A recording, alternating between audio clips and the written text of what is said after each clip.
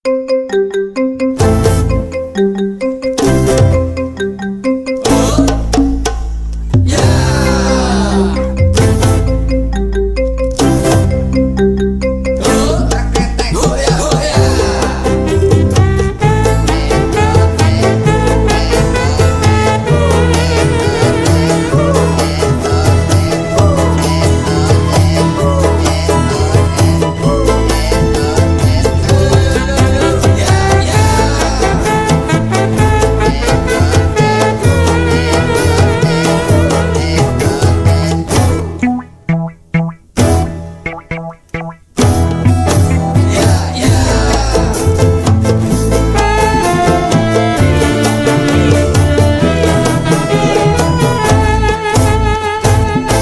kawit jaman kuna lereng tontonan lengger akeh sing seneng sing iping loes pisan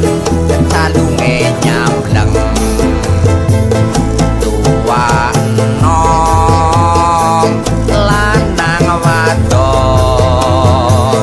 kawit bocah tekan kaki nini Gembrutu kedemen nonton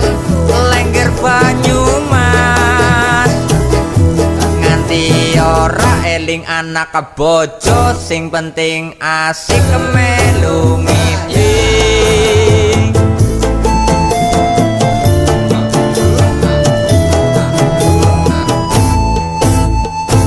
lengger seni budaya asli tradisional Banyumasan kudu diipuk-ipuk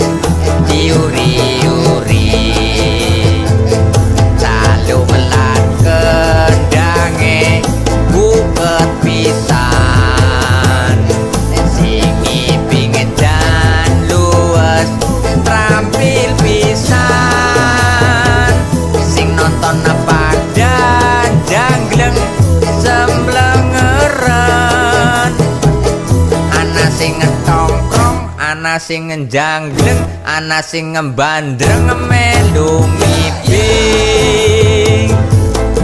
cecer petan jagongi klaras lengger kesenian asli Banyumas tuku salah kenang pasar paing rasa kepenak ayo pada ngiping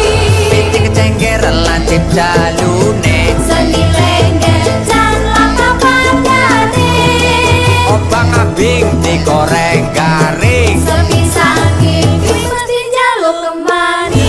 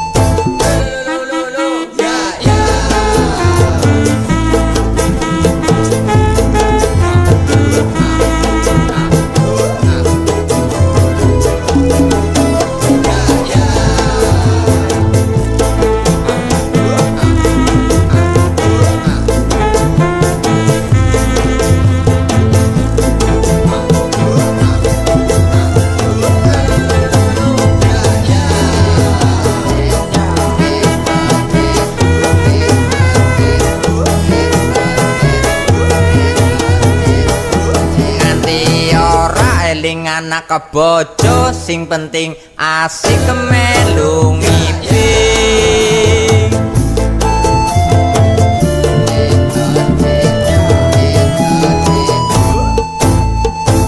lengger seni budaya asli tradisional Banyumasan kudu diipuk-ipuk diuri-uri calungan kendange buket pisan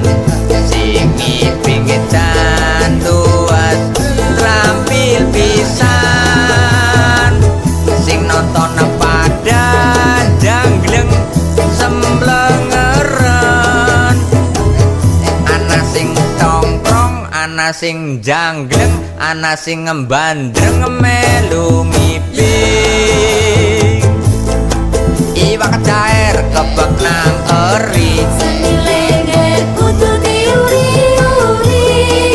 iwak emas diuntal teri, Lengger Banyumas tetep lestari. beker-beker disosor meri, Nonton lengger jan ora negeri. mencang celebok batir betiti.